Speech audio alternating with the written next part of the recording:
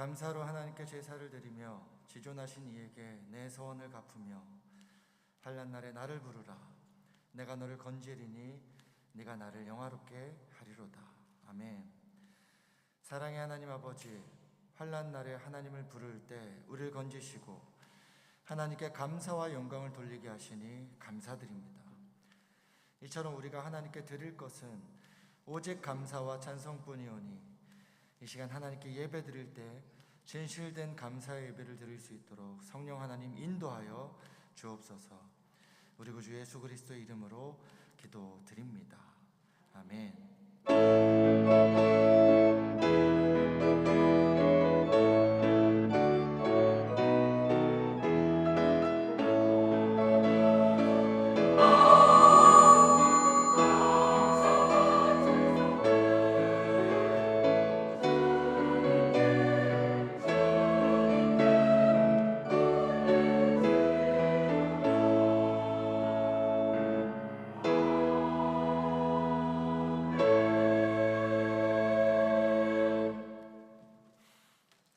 다 함께 찬송가 191장 찬송하시겠습니다.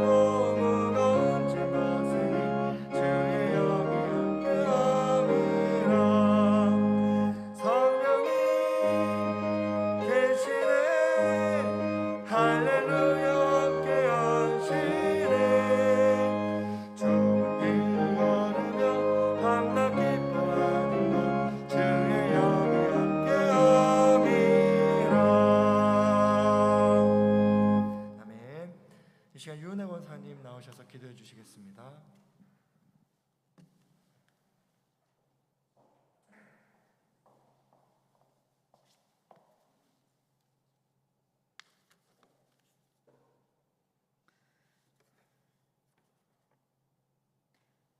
나의 영혼이 잠잠히 하나님만 바라며 나의 구원이 그에게서 나오는도다.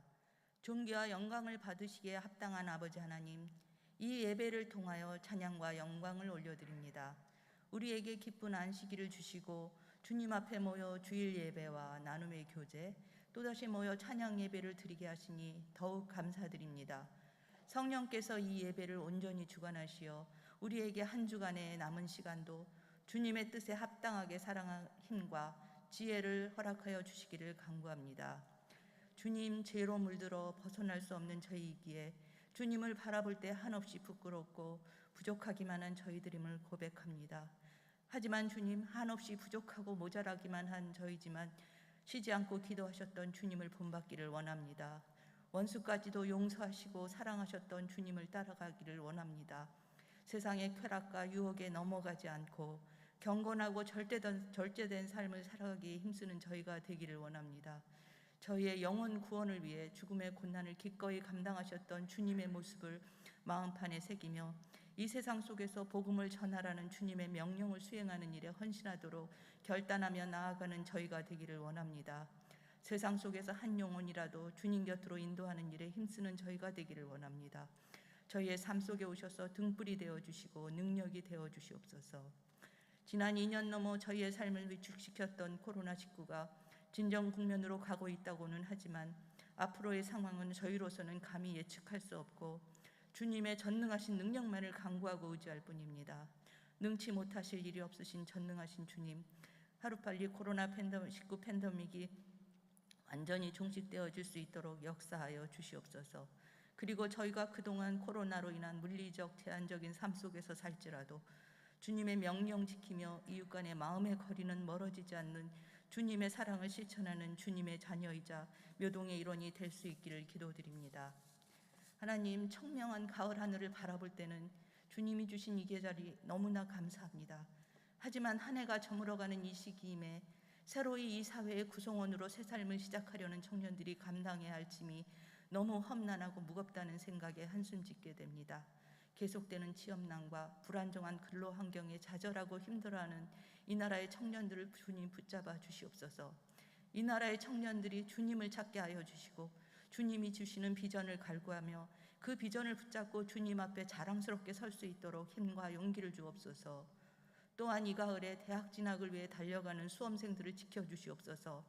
지난 수년 동안의 노력이 귀한 열매를 맺을 수 있도록 주님께서 도와주시고 바쁘고 힘든 시간들이겠지만 이 시간을 주님의 품에서 버텨내고 이겨낼 수 있도록 지켜주시옵소서. 특별히 이 힘든 시기에 국내외 각 곳에서 이름도 없이 빛도 없이 주님 말씀 전하는 일에 힘쓰는 선교사님들과 그 가정을 위해 기도드립니다. 그들의 발이 닿는 곳 어디든지 함께하여 주셔서 주님의 복음이 세상 구석구석 전하여지고 뿌리 내리는 기적과 같은 주님의 역사가 일어나게 하여 주시고 목숨 바쳐 말씀 전하는 주의 종들을 안전하게 지켜주시며 은혜 내려 주시옵소서. 저희 또한 그분들을 위한 기도와 후원으로 함께할 수 있도록 인도해 주시옵소서. 오늘 말씀 전하여 주실 김재경 목사님께도 능력을 더하시어 그 말씀을 통해 주님의 귀한 음성 들려주시어 성령 충만한 시간들이 되게 하여 주시옵소서. 또한 그 말씀에 힘입어 항상 주의 뜻대로 행하며 살아가는 저희 되게 하여 주시옵소서. 저희를 세상 끝날까지 영원히 사랑하시는 주님께 감사하며 예수님의 이름 받들어 기도합니다. 아멘.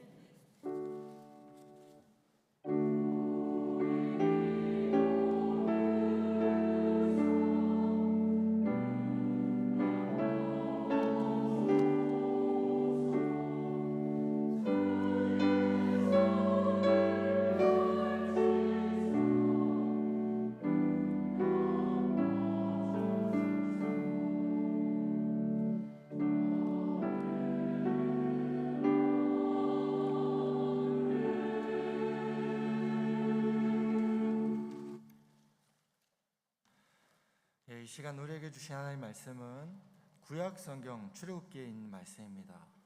구약성경 출애굽기 3장 7절로 12절, 출애굽기 3장 7절로 12절까지의 말씀 다 찾으셔서 한 절씩 교독하시겠습니다. 구약성경 출애굽기 3장 7절로 12절에 있는 말씀입니다. 한 절씩 교독하겠습니다.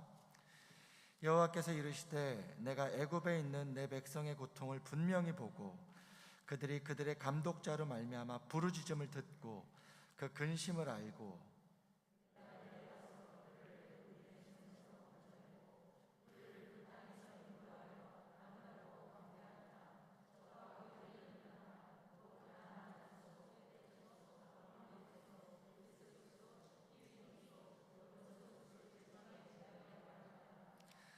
이제 가라. 이스라엘 자손의 부르짖음이 내게 달하고 애굽 사람이 그들을 괴롭힌 학대도 내가 보았으니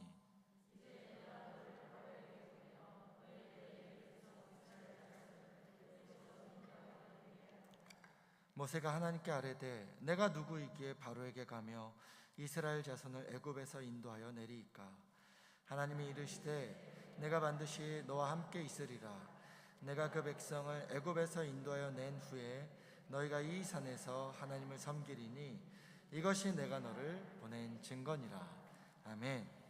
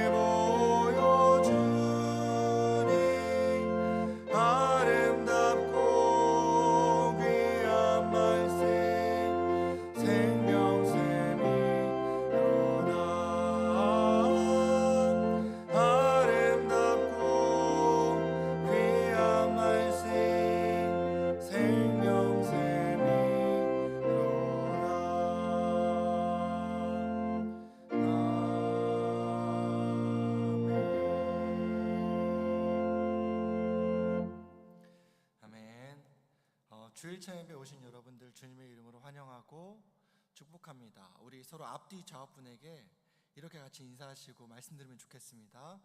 예배 잘 오셨습니다. 함께 인사하시겠습니다. 예배 잘 오셨습니다. 네. 이렇게 앞에서 여러분 바라보니까요, 모두가 사역자들이십니다. 찬양대로 봉사하시고 또 교사로서 아침 일찍 나오셔서 사역하시고, 구역장으로서 또 재직으로서 중직자로서 또 교회에서뿐만이 아니라 가정에 또 좀 이따 돌아가시면은 가장으로서 또 신앙의 리더로서 혹은 이 집안에서 나홀로 신앙생활하는 그러한 가정의 선교사로서 사역하시는 그런 분들입니다. 근데 이처럼 사역자들에게 여기에 모인 하나님 말씀 사모하고 우리가 방금 찬양 들은 것처럼 그렇게 예수 품에 안겨서 참된 위로 받기를 그렇게 간절히 바라는 그런 사역자들에게 오늘 이 말씀 통해서 하나님 위로 주시고 힘 주셔서 우리에게 맡겨주신 이 사명 사역 끝까지 잘 감당할 수 있는 우리 모두가 될 수 있기를 간절히 바랍니다. 복음서를 보면은 예수님도 여러 많은 사역을 감당하셨죠. 병자를 고치시고 천국 복음을 전하시고 그렇게 말씀으로 가르치시고 제자들을 양육하셨습니다. 그런데 이러한 사역들에 앞서서 예수님이 가장 먼저 하신 일이 있었으니 그것은 바로 바라보는 것이었습니다. 보는 것. 잘 들어보십시오. 이 세베대의 두 아들을 부르시기 전에 먼저 금을 깁는 것을 보시고 또 많은 무리에게 산상수훈으로 가르치시기 전에 먼저 무리를 보시고 베데스다 연못가 38년 된 병자를 고치시기 전에 그 누운 것을 보시고 나인성 과부가 이 아들의 죽음으로 슬피 우는 것을 보시고 이처럼 주님의 사역, 하나님의 사역은 구체적으로 어떤 일을 하시기 전에 먼저 누군가를 관심을 갖고 바라보시는 것으로 시작이 됩니다. 즉 아시고 불쌍히 여기시고 사랑스러워 하시는 이 주님의 마음, 하나님 아버지의 마음은 먼저 바라보시는 것에서 시작이 된다는 거죠. 근데 여기서 한 가지 더, 하나님은 이 모든 문제와 사람들을 그냥 홀로 하나님 혼자 바라보신 데서 그치지 않으시고 하나님께서 택하신 그 사람들에게, 하나님께서 택하신 공동체에게 하나님이 지금 관심을 갖고 바라보고 계시는 것이 무엇인지 함께 공유하시고 또 함께 바라보게 하시는 것으로 주님께서는 그렇게 하나님의 바라보시는 것을 혼자 보시는 것이 아니라 하나님께서 선택하신 사람들로 함께 바라볼 수 있도록 그렇게 하나님의 바라보시는 것에 우리를 초청해 주시고 불러주신다는 것이죠. 이것을 통해서 하나님은 우리로 하여금 함께 사역하게 하십니다. 하나님과 함께 동역하게 하십니다. 이러한 하나님을 출애굽기 3장에서도 볼 수 있는데 오늘 말씀 7절에 있는 말씀입니다. 여호와께서 이르시되 내가 애굽에 있는 내 백성의 고통을 분명히 보고 그들의 감독자로 말미암아 부르짖음을 듣고 그 근심을 내가 알고. 이 말씀처럼 하나님은 먼저 애굽에서 노예로 종살이로 이 고통받는 이스라엘의 사정과 형편을 보셨습니다. 그리고 그들의 부르짖음을 들으시고 그 근심을 하나님은 보셨습니다. 아셨습니다. 근데 하나님 혼자만 보시고 혼자만 듣고 혼자만 아는 데서 그치지 않으십니다. 하나님 보고 듣고 아시는 것을 다른 누군가와 공유하시는데 바로 모세입니다. 이어서 8절로 10절에 있는 말씀입니다. 내가 내려가서 그들을 애굽인의 손에서 건져내고 그들을 그 땅에서 인도하여 아름답고 광대한 땅, 젖과 꿀이 흐르는 땅, 곧 가나안 족속, 헷 족속, 아모리 족속, 브리스 족속, 히위 족속, 여보수 족속의 지방에 데려가려 하노라. 이제 가라. 이스라엘 자손의 부르짖음이 내게 달하고 애굽 사람이 그들을 괴롭히는 학대도 내가 보았으니 이제 내가 너를 바로에게 보내어 너에게 내 백성 이스라엘 자손을 애굽에서 인도하여 내게 하리라. 하나님께서 이스라엘 자손이 받는 학대를 보셨고 그들의 괴로움을 들으셨고 그 모든 근심을 아셨고, 그러니 이제 이스라엘을 애굽에서 구출하여서 약속의 땅으로 데려가실 것인데, 이러한 구원 사역을 하나님 혼자 하시려는 게 아니라 어떻게 해요? 모세, 너와 함께 하겠다. 모세, 너가 인도하여 내게 하겠다 라고 말씀하고 계신 것이죠. 하나님이 보는 것, 하나님이 들으신 것, 하나님의 비전을 모세와 공유하시는 겁니다. 근데 여러분, 모세는 이러한 하나님의 초청, 이러한 하나님의 부르심에 어떠한 반응을 보이냐면 긍정적인 반응을 보이지 않습니다. 매우 부정적입니다. 오늘의 본문 출애굽기 3장 11절에 있는 말씀입니다. 모세가 하나님께 아뢰되 내가 누구이기에 바로에게 가며 이스라엘 자손을 애굽에서 인도하여 내리이까. 하나님, 제가 뭐라고요? 저는 아무것도 아닙니다. 이런 말이죠. 우리로 치면 이런 것입니다. 어느 날 교회에서 이 아무개 권사님, 아무개 집사님, 아무개 장로님에게 어떤 봉사의 자리를 맡기려는데 이렇게 반응하시는 겁니다. 아유, 저 성경 잘 몰라요. 아유, 저 그런 거 잘 못해요. 옛날에 젊었을 때라면 모를까, 이젠 나이 들어서 그런 거 못해요. 하나님의 부르심에 대한 모세의 반응이 딱 이런 것이었습니다. 그렇지만 여러분, 이렇게 반응하는 모세가 한편으로는 이해가 됩니다. 왜냐하면 사실은 모세도 여러분 젊었을 때는 잘 나가지 않았습니까? 원래는 노예 신분이었죠. 근데 이 세상의 표현대로라면 정말 운이 좋게, 이 재수 좋게 갑자기 왕족이 된 거 아니겠습니까? 노예의 아들에서 공주의 아들이 되었습니다. 엄청난 신분 상승이죠. 그렇게 애굽의 궁전에서 최고의 대접을 받고 최고의 교육을 받으면서 잘 먹고 잘 살 때도 있었지만, 그러나 지금의 모습, 하나님이 부르고 계신 지금 그의 모습은 어떻습니까?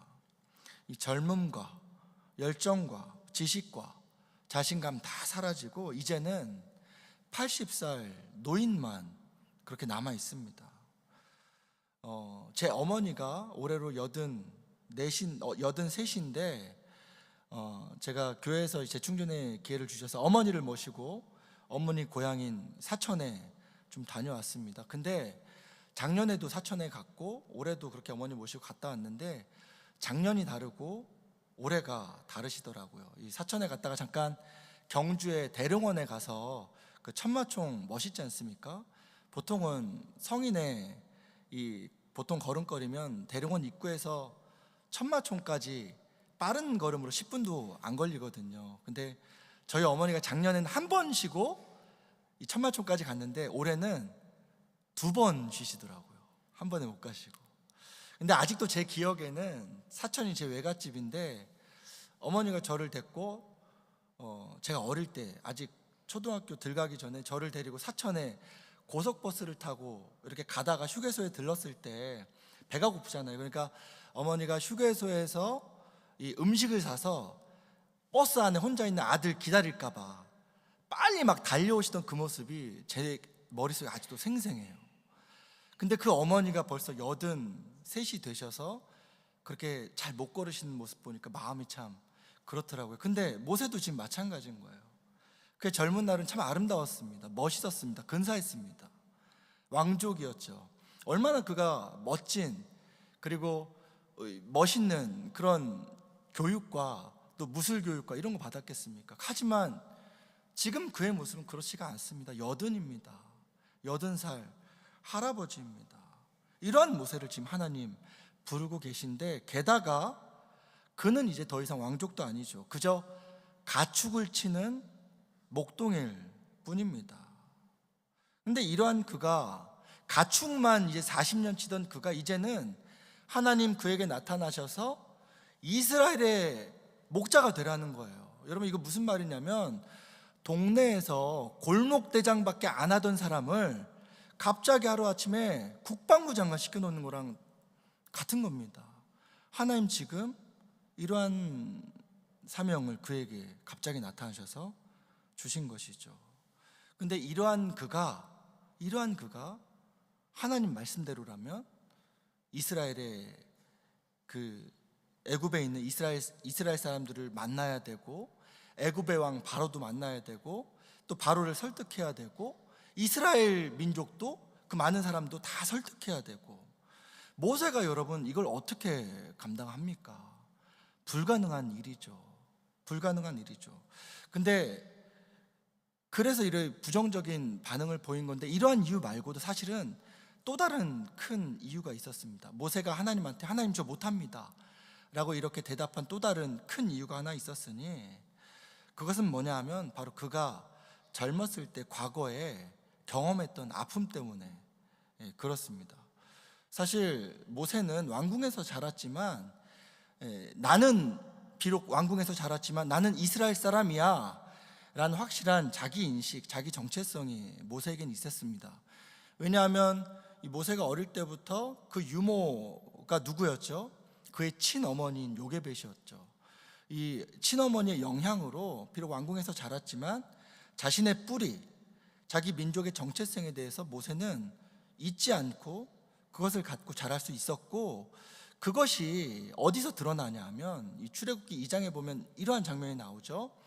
이 이스라엘 사람 중에 하나가 애굽의 사람한테 이 매를 맞든지 학대를 당하는 그런 장면이 나옵니다. 근데 그 구절에서 뭐라고 말하냐면, 모세가 자기 형제 이스라엘 사람이 학대당하는 것을 보고, 이렇게 출애굽기에서 말하고 있습니다. 이게 무슨 말입니까? 모세는 이스라엘 사람에 대해서 저 노예, 저 종들 이렇게 생각한 게 아니라 내 형제, 내 동족으로 생각했다는 겁니다. 그래서 그런 마음으로 자기 동족을 향한 긍휼의 마음이 있어서, 그래서 모세가 무엇을 하냐면 그 자기 동족을 학대한 그 애굽 사람을 쳐 죽이죠. 이러한 자기의 선한 마음으로 그렇게 애굽 사람을 쳐 죽였는데, 근데 이 일 때문에 모세가 어떻게 됩니까?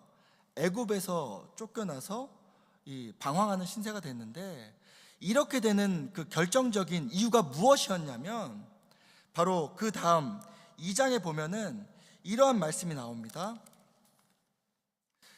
2장 13절 14절에 있는 말씀인데 제가 봉독해 드리겠습니다. 이튿날 다시 나가니 두 히브리 사람이 서로 싸우는지라. 그 잘못한 사람에게 모세가 이르되 네가 어찌하여 동포를 치느냐? 네가 어찌하여 동포를 치느냐? 그가 이르되 누가 너 모세를 우리를 다스리는 자의 재판관으로 삼았느냐? 네가 애굽 사람을 죽인 것처럼 나도 죽이려느냐? 이게 무슨 말이냐면, 지금 모세는 선한 마음으로 자기 이스라엘 백성을 편든 건데, 이스라엘 사람들은 모세를 인정하지 않은 것입니다. 아무리 모세가 선한 마음으로 이스라엘 사람들을 편들려고 했어도 이스라엘 사람들은 모세를 거절한 거죠. 자기 형제 이스라엘 향한 이 모세의 마음, 모세의 행동이 선의에서 비롯된 것이었다 해도 이스라엘 사람들에게 거절당하여서 이것으로 인해서 모세는 바로에게 쫓김을 당하고 애굽에서부터 도망치게 된 것이죠. 그래서 이러한 자기 동족으로부터 거절당한 이 아픔, 선한 마음으로 시작했는데 거절당한 이 아픔이 모세에게는 크게 남아 있었다는 거죠. 근데 참 다행히도 감사하게도 이 애굽을 도망쳐서 도착한 미디안 땅, 아마도 지금의 시나이 반도 동쪽 어디쯤일 것으로 보는데, 그곳에서 이 모세에게 우호적인 사람들을 만납니다. 그래서 안식처도 얻고 가정도 이루고 자식도 낳고 그렇게 40년이라는 긴 세월을 보냅니다. 즉 애굽에서 이스라엘 사람들에게 받은 이 상처, 거절감, 아픔이 잊혀지고 다 치유되기에 충분한 시간이겠죠. 근데 여러분, 오늘 말씀을 보면 하나님의 부르심에 반응하는 그의 응답 속에서 여전히 그의 마음 깊은 곳, 무의식 속에 남아있는 이 치유되지 못한 상처, 과거의 그 아픔과 두려움이 여전히 해결되지 못하고 남아있음을 볼 수 있습니다. 11절에 있는 말씀입니다. 모세가 하나님께 아뢰되 내가 누구이기에 바로에게 가며 이스라엘 자손을 애굽에서 인도하여 내리이까? 하나님, 내가 누구라고, 내가 뭐라고 바로에게 가고 이스라엘에게 가겠습니까? 이스라엘이 저와 무슨 상관입니까? 예전에 그들은 나를 거부했던 자들입니다. 게다가 저는 더 이상 젊지도 않고 능력도 없습니다. 하나님, 저는 가지 않으렵니다. 사람 잘못 보셨습니다. 그렇게 모세는 오늘의 본문인 이 출애굽기 3장부터 그 다음 장인 4장에 이르기까지 계속해서 하나님한테, 하나님 저 못 갑니다. 저 안 갑니다. 하나님 제가 뭐라고요? 저 못합니다. 하나님 혹 가더라도, 혹 제가 간다고 가더라도 그들이 나를 믿지 않을 것입니다. 하나님, 저는 혀가 뻣뻣해서 둔해서 말을 잘 못합니다. 하나님, 저는 적임자가 아니래도요, 제발 보낼 만한 사람을 보내소서. 이렇게 하나님의 부르심을 여러 번 계속해서 모세는 거절합니다. 하지만 결국 모세 어떻게 합니까? 애굽으로 가죠. 하나님의 뜻에 순종하여서 40년 만에 애굽으로 돌아갑니다. 그리고 이스라엘 사람들을 만나고 바로 앞에도 섭니다. 하나님이 시키신 대로 다 행한 겁니다. 그러면 이제 모세 앞에, 하나님 뜻대로 순종했으니까 이러한 모세 앞에 어떤 상황이 전개돼야 합니까? 하나님 뜻에 순종하여 그 말씀대로 행했으니 긍정적인 결과가 있어야지요. 모세가 말한 것을 애굽 왕 바로가 다 들어주고 이스라엘 사람들도 모세를 인정하고 환영하고 그래야 할 거 아니겠습니까? 그렇죠? 이게 바로 하나님께 순종하는 자의 어찌 보면 당연한 기대인데, 이 도저히 순종할 수 없는 상황에서 그래도 하나님 한 분 믿고 하나님 바라보면서 하나님 말씀대로 하겠다고 순종하는 자가 품는 이 당연한 기대라고 할 수 있는 것인데, 이러한 모세의 생각과 기대와는 다르게 정반대의 상황이 펼쳐집니다. 꼭 40년 전에 있었던 일들과 같은 상황입니다. 바로는 모세의 이 말을 듣고 오히려 더 강하게 이스라엘을 핍박하고, 그러자 이러한 바로의 핍박을 받는 이스라엘 자손은 그 모든 원망을 모세에게 쏟아놓습니다. 그 하는 말이 근데 참 가관입니다. 출애굽기 5장 21절에 있는 말씀을 공동번역 성경으로 봉독해 드리겠습니다.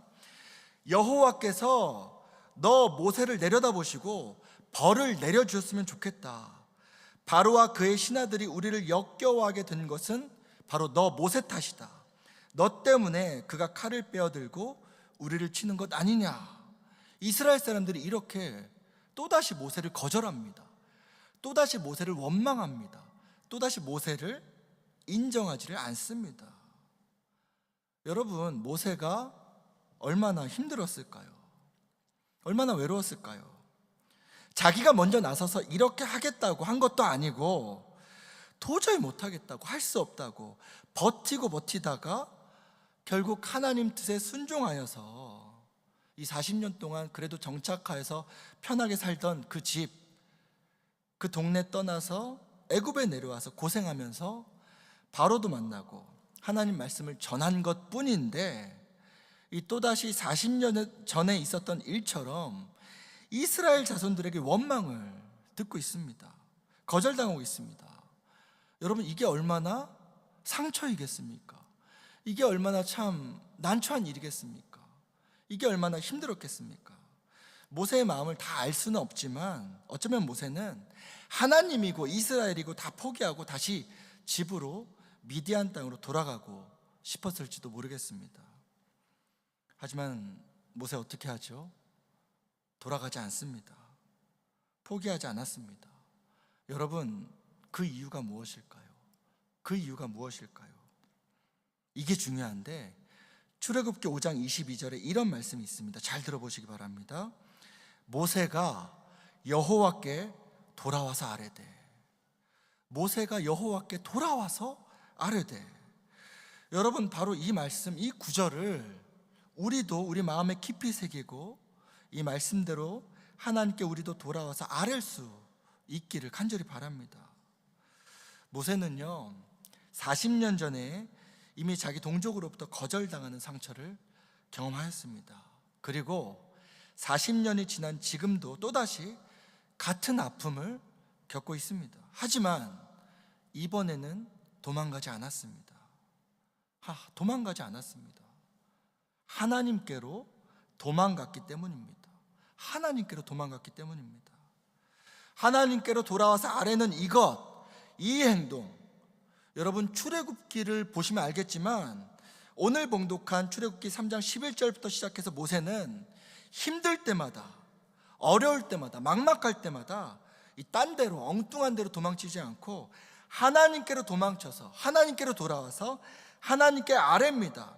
모세가 여호와께 돌아와서 아뢰되 주여 어찌하여 나를 보내셨나이까. 모세가 여호와 앞에 아뢰어 이르되 이스라엘 자손도 내 말을 듣지 아니하였거든 바로가 어찌 들으리이까. 나는 입이 둔한 자이니이다. 모세가 여호와 앞에서 아뢰되 나는 입이 둔한 자이오니 바로가 어찌 나의 말을 들으리이까. 이렇게 하나님께 돌아와서 아랠 때마다, 하나님께 아랠 때마다 여러분 모세는 무엇을 경험했을까요? 하나님께 돌아와서 하나님께 아랠 때마다 모세는 분명히 살아계셔서 말씀하시는 그 하나님을 만날 수가 있었습니다. 그리고 변치 않는 이 하나님의 뜻, 하나님의 비전, 모세의 등 뒤에서 흔들림 없이 계신 그 흔들림 없는 그 계획, 그것을 다시 듣고 힘을 낼 수가 있었습니다. 그 덕에 모세는 다시 바로에게로, 자신을 거절한 이스라엘에게로 다시 용기를 내서, 힘을 내서 나아갈 수가 있었던 겁니다. 광야 40년도 마찬가지입니다. 출애굽했다고 끝이 아니었죠. 광야 40년의 세월은 애굽에 있을 때보다 모세에게는 더 힘든 시간이었습니다. 여러분, 얼마나 모세가 죽을 위기를 많이 겪었습니까? 이스라엘 사람들이 돌을 들어서 모세를 죽이려 한 게 몇 번입니까? 근데 그때마다 모세가 무엇을 하였죠? 하나님께 엎드려 아뢰습니다. 이것으로 모세는 힘을 얻었고 다시 새로운 용기를 얻었고 다시 하나님 주신 힘으로 이스라엘을 돌보고 가르치고 이끌 수가 있었던 거죠. 사랑하는 여러분, 그러므로 제가 서두에 말씀드린 것처럼 우리 모두가 사역자들인데 이 말씀 기억하여서 사역자들인 우리 모두가 하나님께로 돌아와 아뢰 수 있는, 언제나 하나님께로 돌아와 아뢰 수 있는 우리 모두가 될 수 있기를 간절히 바랍니다. 그렇죠, 여러분? 우리는 사역자들입니다. 교회 안에서 또 가정에서 또 여러 곳에서 많은 사역들 감당하고 있습니다. 근데 여러분, 그 사역 왜 감당하고 있으십니까? 그 많은 사역들을 지금 감당하고 계신 이유가 무엇입니까? 그렇게 봉사하고 일하고 계신 이유가 무엇입니까? 보이기 때문이죠. 봉사의 자리가 보이고 이 사역의 자리가 보이고 도움이 필요한 사람, 하나님의 위로가 필요한 사람, 하나님의 은혜가 필요한 사람, 그러한 자리가 자꾸만 보이고 이것을 하나님이 우리에게 보여주시고 자꾸만 눈에 밟히게 하시고 생각나게 하시고, 그런데 이러한 부르심의 결국에는 우리도 아멘으로 순종하여서, 그래서 그 자리에 여러분 우리가 사역자로 있는 것 아니겠습니까? 근데 여러분, 이렇게 주님의 부르심에 순종하여서 하나님이 보여주신 자리에서 사역할 때 여러분 어떠십니까? 순종하였으니 모든 일들이, 모든 사역들이 가정에서나 교회에서나 형통하게 잘 풀리고 다 잘 돌아가던가요? 아니죠. 절대 그렇지가 않습니다. 아무 일도 안 하고 아무 봉사도 하지 않을 때는 갈등도 없고 상처받을 일도 없었는데, 하나님께 순종하여서 사역의 자리에 있으면서부터 그때부터 상처도 받고 오해도 경험하고 아픔도 경험하고 외로움도 경험하고 때로는 시험도 당합니다. 그럴 때 여러분, 그러한 어려움 앞에서 어떻게 반응하고 있냐는 겁니다.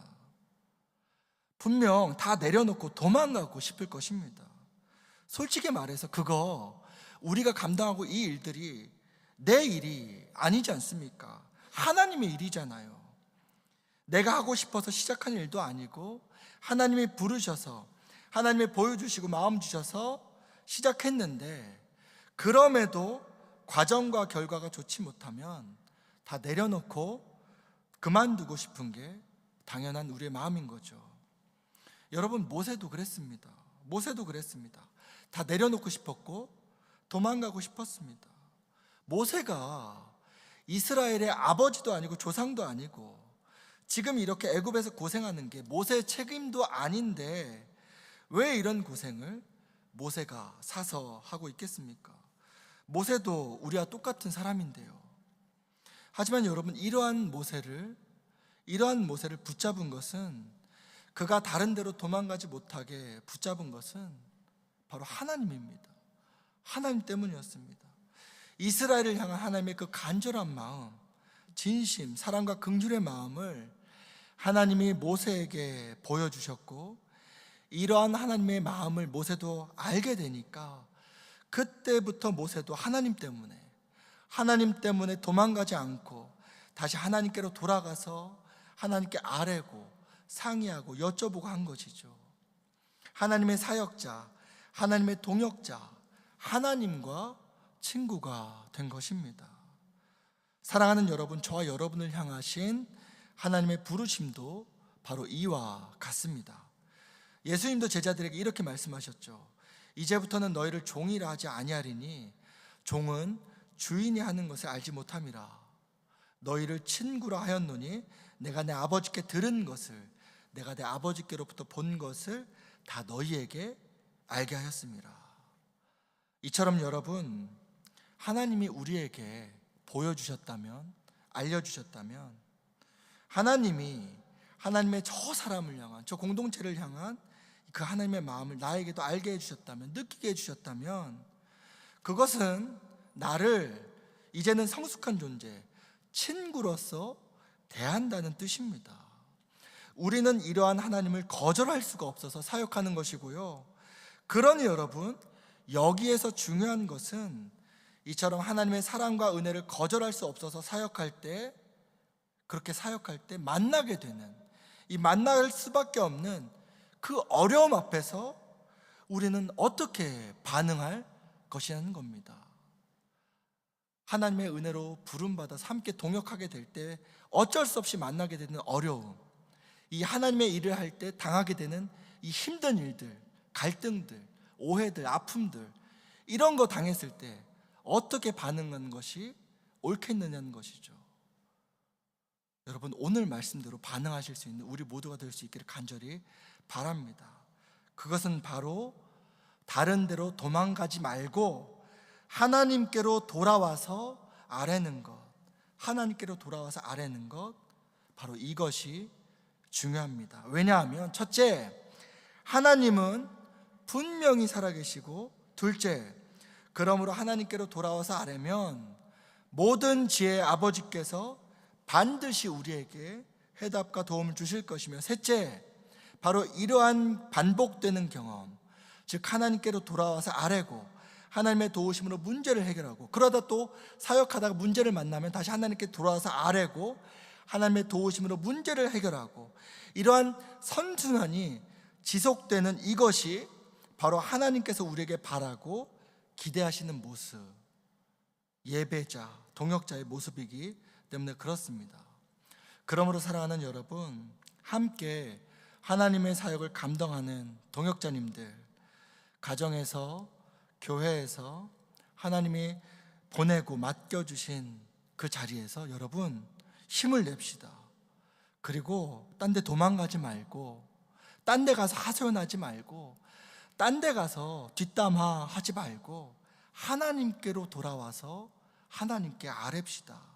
하나님 분명히 하나님께로 돌아와 아뢰는 이러한 우리를 만나주시고 하나님의 확실한 구원의 비전과 뜻을 또다시 보여주실 것입니다.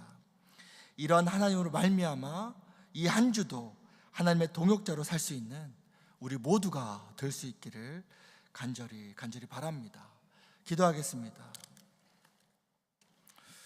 하나님 아버지, 우리를 하나님의 친구로, 하나님의 동역자로 초청해 주시고 불러주시고 사역의 자리에 있게 하여 주시니 참 감사합니다. 근데 하나님, 이 사역의 자리에 있다 보니 참 힘듭니다. 우리의 한계를 느낍니다. 어려운 일을 많이 만납니다. 하나님, 그럴 때 포기하지 말고 도망가지 말고 하나님께로 돌아와서 아뢰므로 인하여서 하나님 맡겨주신 이 사역을 끝까지 가정에서나 교회에서나 잘 감당할 수 있는 그런 예배자로 살 수 있는 우리 모두 될 수 있도록 하나님 은혜 베풀어 주시옵소서. 감사드리며 우리 구 주 예수 그리스도의 이름으로 기도드립니다. 아멘. 교회 소식은 주보를 참조해 주시기 바랍니다. 다 함께 찬송가 365장 찬송하시겠습니다.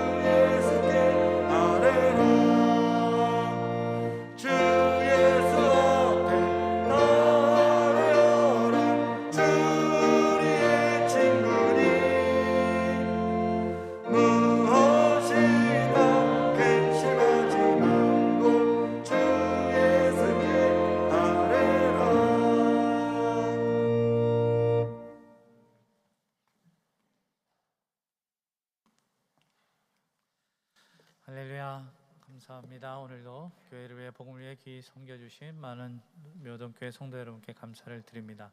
오늘 2부 예배 후에 당회가 있습니다. 또 그리고 광고 드린 대로 화요일서부터 목요일까지 총회가 있습니다. 다녀오실 장로 총대님들 그리고 저를 위해서 여러분 기도해 주시고 은혜로운 총회가 될 수 있도록 여러분 창원을 향해서 양국교회를 향해서 여러분 기도로 중보해 주시기를 바랍니다. 기도하겠습니다.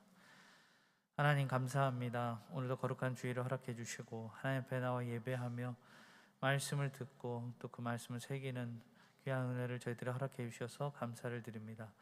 하나님, 복되고 복된 하나님의 말씀을 들었으니 말씀을 듣고 우리의 삶의 자리에 나아가서 말씀의 열매를 맺는 하나님의 백성 될 수 있도록 주여 축복하여 주옵소서. 하나님, 이제 우리 교단에 총회가 있을 터인데 하나님께서 시종을 주님께 막 주장해 주시고 하나님의 뜻이 올바로 설 수 있도록 주님께서 사람의 생각과 그 마음을 주님께서 선하게 인도하여 주시옵소서. 오늘도 교회를 위해 충성하고 헌신한 모든 주의 백성들을 기억해 주시고 일하는 소의 입에 그 망을 씌우지 않은 것 같이 저들에게 필요한 모든 것을 하나님께서 넉넉하게 채워주시고 또 그래서 하나님 주시는 그 은혜로 말미암아 날마다 삶의 자리에서 승리하며 살아가는 거룩한 하나님의 백성 될 수 있도록 주님께서 늘 눈동자같이 지켜보아하여 주옵소서. 이제는 우리 구주 예수 그리스도의 은혜와 아버지 안에 극진하신 사랑하심과 성령 하나님의 가마운도 역사하심이 언제나 내 곁에 계시고 나와 함께 거하시는 임마누엘 하나님을 의지하여 하나님의 이름으로 승리하길 원하는 모든 주의 백성들 위해 이제부터 영원토록 함께 하시기를 간절히 축원하옵나이다. 아멘.